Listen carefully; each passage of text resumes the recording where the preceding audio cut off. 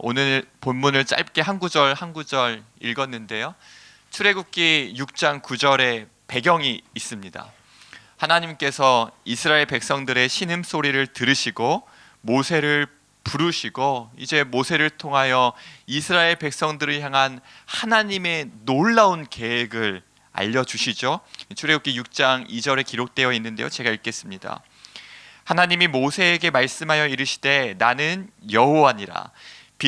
그러므로 이스라엘 자손에게 죄송합니다.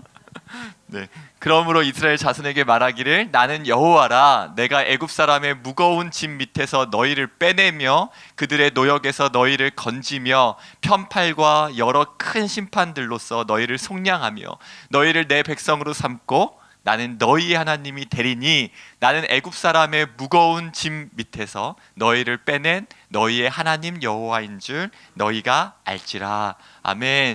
이 말씀이 얼마나 좋습니까? 노예로 태어나서 노예로 자라고 나의 아버지도 노예였고 아버지의 아버지도 노예인 이스라엘 백성의 가정에 정말 놀라운 일, 꿈 같은 일, 기쁜 소식, 복음 아닙니까? 소망의 메시지입니다. 꿈과 비전이 담겨 있습니다. 하나님께서 선포하신 하나님의 놀라운 계획과 섭리가 느껴집니다. 그분께서 펼치실 아름다운 일들과 이스라엘 백성들을 위해서 앞으로 행하실 하나님의 큰 일이 모세를 부르시고 말씀하시는 이 말씀 속에 다 담겨 있는 거죠. 이제 그동안 노예로 고통받았던 이스라엘 백성들의 과거를 한 방에 청산하고 장밋빛 미래를 예견하는 말씀입니다. 여러분, 근데 이 말씀을 모세가 이스라엘 백성들에게 전하는데 이스라엘 백성들이 이렇게 반응합니다. 모세가 이와 같이 이스라엘 자손에게 전하니 그들이 마음의 상함과 가혹한 노역으로 말미암아 모세의 말을 듣지 아니하였더라. 오늘 좀 주목할 단어는 마음의 상함입니다. 모세의 말을 듣지 않았던 이유를 성경은 마음의 상함이라고 언급합니다. 믿음이 없어서나 하나님을 신뢰하지 못하기 때문이나 다른 이유를 언급한 것이 아니라 이스라엘 백성들의 삶에 벌어질 하나님의 큰 일이 놀라운 계획과 그 꿈이 선포되어지고 있을 때 이스라엘 백성들이 이렇게 막 움직이지 못하는 이유를 마음의 상함으로 언급하고 계신 것이죠. 그동안의 마음의 상함과 아픔이 마음을 열고 힘있게 달려가지 못하도록 그들의 발을 붙잡고 있는 것입니다. 이 부분을 성경이 기록하고 있는 이유가 있는 것 같습니다. 하나님의 말씀을 따를 힘을 이미 잃어버린 그동안의 상하고 깨어진 마음 때문에 일어설 수 없는 이스라엘 백성들을 하나님은 지금 알고 계신 것이죠. 11월 시작하면서 우리 시니어 성도님들과 함께 시니어의 활력, 시니어의 꿈, 내 인생의 전성기를 이야기하고 있습니다. 그리고 다시 한번 인생의 후반전에서 하나님 주시는 사명을 우리가 힘있게 감당합시다. 독수리가 날개치며 올라감같이 수직 상승해서 하나님 나라에 이르기까지 우리에게 맡긴 사명 감당하길 원합니다 라고 선포했을 때 우리의 발목을 잡는 것은 오늘 성경이 알려주는 마음의 부분입니다. 그래서 잠언 4장 23절은 모든 지킬 만한 것 중에 더욱 내 마음을 지키라 생명의 근원이 이에서 남이니라 라고 알려주고 있습니다. 사랑하는 여러분, 성경이 이야기하고 있는 여러 중요한 단어 중에 가장 중요한 단어 중에 하나가 바로 마음과 관련된 부분입니다. 시편 다윗의 기도에 이러한 고백이 있습니다. 하나님, 저는 물같이 쏟아졌으며 내 모든 뼈는 어그러졌으며 내 마음은 밀랍 같아서 내 속에서 녹았으며 내 힘이 말라 질그릇 조각 같고 내 혀가 입 천장에 붙었나이다. 주께서 또 나를 죽음의 진토 속에 두셨나이다. 시편 기자는 지금 죽음의 진토 속에 갇힌 것 같은 밀랍같이 되어버린 마음의 상태를, 또 마음의 상함과 아픔을 하나님께 토로하고 있는 것이죠. 그런데 이스라엘 백성들이 향한 하나님의 놀라운 계획이 있었던 것처럼 지금 제 마음이 물같이 쏟아져 내렸습니다 하는 이 다윗을 향해서도 하나님은 그를 이스라엘의 왕으로 세우실 놀라운 계획을 갖고 계시지 않았습니까? 하나님께서 꿈을 주시고 사명을 주시고 새로운 인생을 펼치기 전에 반드시 한번 돌아보게 하는 것이 무엇이냐면 마음의 문제입니다. 우리는 어떠한 사명을 받고 또 꿈을 꾸고 계획을 세우고 앞으로 무언가 어떻게 살아야 되지 하는 부분을 생각했을 때에 그것을 이룰 수 있는 자원이 무엇이지? 그것을 이룰 수 있는 환경이 무엇이지? 그것을 이루려면 이러이러한 상황들이 해결되어져야겠다라고 생각하기 쉽지만 하나님은 꿈을 주시고 비전을 주시고 앞으로 우리의 인생에 어떠한 계획들을 펼쳐 보여주시면서 제일 먼저 점검하시는 것은 바로 우리의 마음의 부분입니다. 그리고 이 말씀을 살펴보면서 이러한 마음이 들었습니다. 지금 함께 예배 드리고 있는 시니어 성도님들의 지나온 삶이 어땠을까? 참 바쁘고 분주하셨겠다. 그리고 시니어 성도님들의 삶을 몇 가지 단어로 설명한다면 헌신과 희생과 수고가 아닐까. 가정을 일구고 가정을 지켜내고 험한 풍파가 몰아닥쳤을 때에 그 문제와 고비마다 가정을 지키기 위해서 정말 헌신과 수고, 희생과 섬김, 이 삶 아니었습니까? 그러면서 하나님께서는 생명의 근원이 이에서 남이니라 라고 가장 중요하게 말씀하셨지만 우리의 섬김으로 희생으로 헌신으로 이렇게 설명되어지는 우리의 삶에서 또한 놓치기 가장 쉬운 부분이 내 마음에 대한 부분입니다. 저는 그래서 출애굽기 6장 9절에 하나님께서 이스라엘 백성들을 이제 출애굽하기 위하여 이렇게 이끌어내실 때에 이 성경의 한 구절, 마음의 상함으로 모세의 말을 따르지 아니하더라. 그 다음에 하나님께서 행하신 것은 무엇입니까? 너 지금 내가 이렇게 놀라운 일을 이야기하는데 거기 주저앉고 있어서 되겠니? 라고 하시면서 책망하시거나 혼내시는 것이 아니라 출애굽기 6장의 마음의 상함으로 인하여 조금도 움직일 수 없었던 이스라엘 백성들이 출애굽기 12장에 하나님께 경배하고 모세를 통해 주신 하나님의 말씀에 순종하기까지 출애굽기 6장에서 12장까지 하나님께서 하신 일은 이스라엘 백성의 마음을 회복시키는 일이었습니다. 그리고 오늘 시편 22편에 밀랍같이 되어버린 자신의 마음을 하나님께 토로하며 제가 지금 죽음의 진토 속에 빠져 있는 것 같은데 왕이 무슨 대수며 제가 무슨 일을 할 수 있겠습니까? 완전히 무너져 내린 다윗의 마음을 하나님은 먼저 회복시키십니다. 즉 하나님은 우리의 어떤 성과나 성취나 우리가 이룬 어떤 결과물보다 오늘 지금 이 자리에 있는 저를 포함해서 나의 마음에 가장 관심을 가지고 계신 우리 아버지 되심을 믿습니다. 사랑하는 여러분, 그러면 출애굽기 6장에 마음이 무너져서 단 한 걸음도 내디딜 수 없었던 이스라엘 백성이 다시 힘을 회복하고 다시 힘차게 하나님의 말씀 붙들고 일어설 수 있었던 이유는 어디에 있을까요?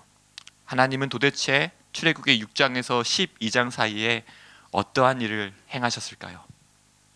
우리가 잘 알고 있는 것처럼 출애굽기 6장에서 12장까지 있었던 역사적인 사건은 바로 애굽의 9가지 재앙입니다.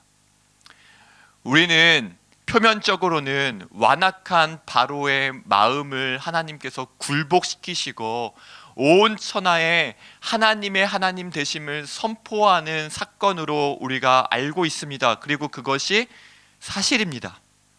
그러나 6장 9절의 마음에 상한 이스라엘 백성들의 관점에서 보면 6장에서 12장까지 하나님께서 행하신 것은 하나님의 하나님 되심을 마음이 상한 이스라엘 백성들에게, 마음이 깨지고 어려워서 단 한 걸음도 일어설 수 없는 이스라엘 백성들에게 자신을 보여주신 것입니다. 여러분, 나도 노예로 태어났고 나의 아버지도 노예로 살았고 나의 아버지도 노예로 살아서 400년 동안 이스라엘 백성들이 노예로서 할 수 있는 것이 무엇이 있었겠습니까?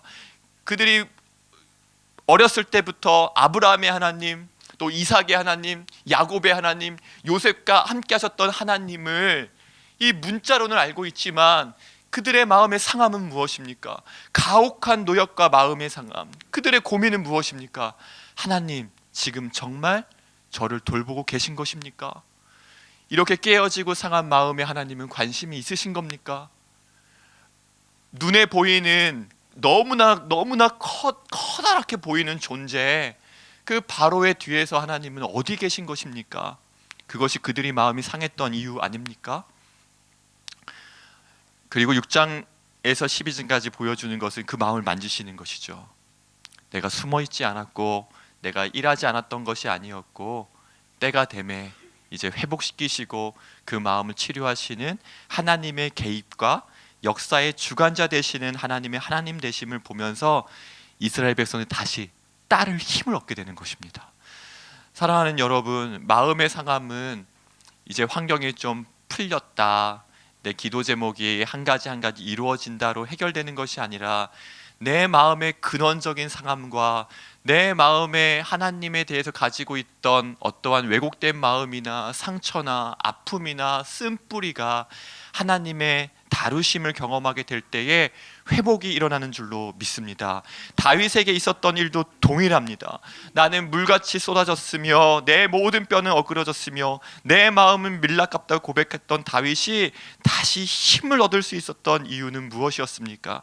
시편 22편 이렇게 기록합니다. 여호와를 찾는 자는 그를 찬송할 것이라. 너희 마음은 영원히 살지어다.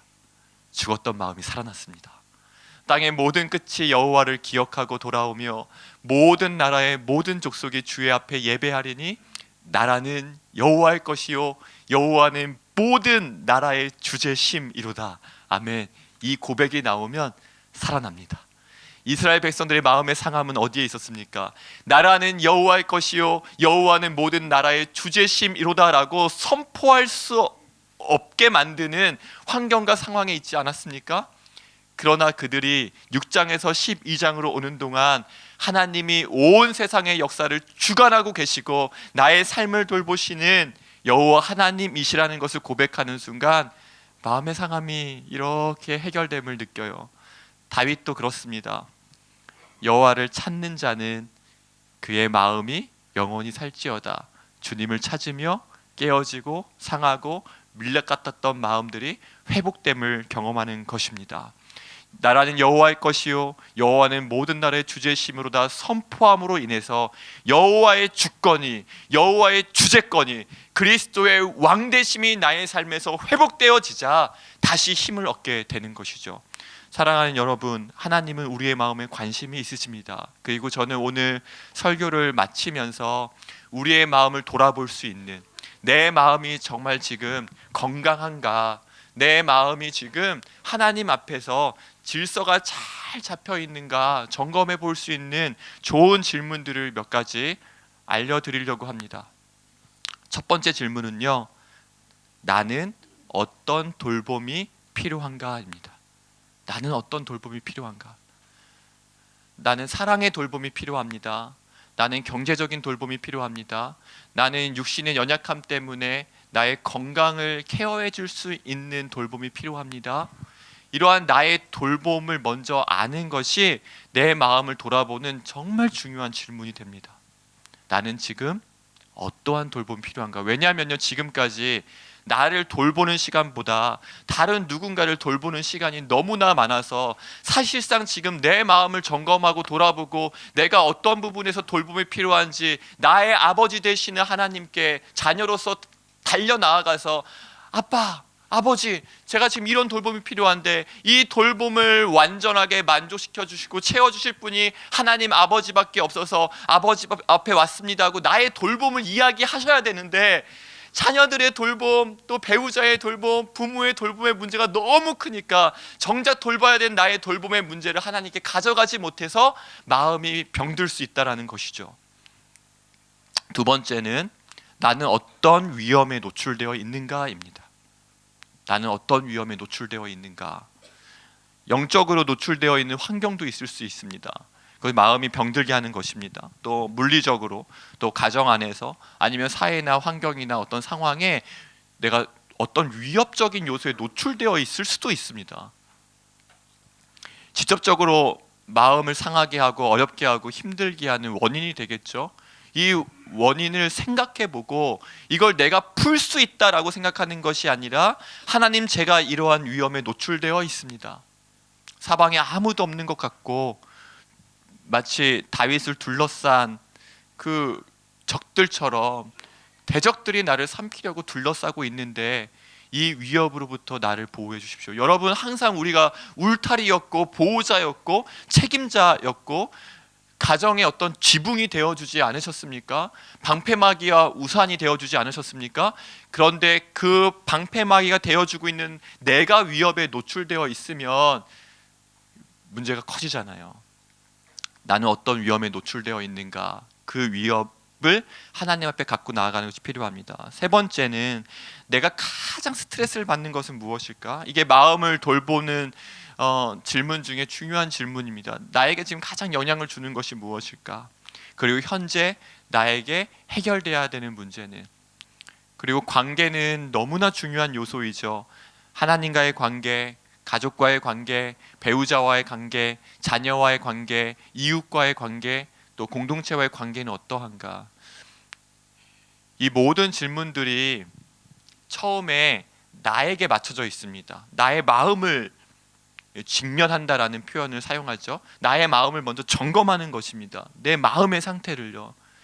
다른 가족, 다른 이웃, 다른 자녀 돌보고 긍휼히 여기고 살피고 보살피고 책임지는 것 너무나 중요하지만 꼭 필요한 것, 하나님께서 사명을 주시고 꿈을 주시고 앞으로 행할 일을 펼쳐 가시기 전에 먼저 내 마음을 돌아보고 점검하는 건 중요합니다.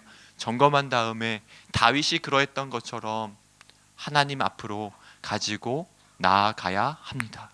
그래서 저는 이제 거의 그 종강 예배를 앞두고 있잖아요. 그리고 이제 방학을 맞이합니다. 방학을 맞이하면 그 방학 시간에 이 질문들을 하나하나 던지면서 그동안 너무나 분주하고 바빠서 돌아보지 못했던 나의 마음을 이제 지금은 한번 돌아보시고 점검하시고 그 마음 그대로를 우리의 가장 좋으신 아버지 앞으로 가져 나아가시기를 바랍니다.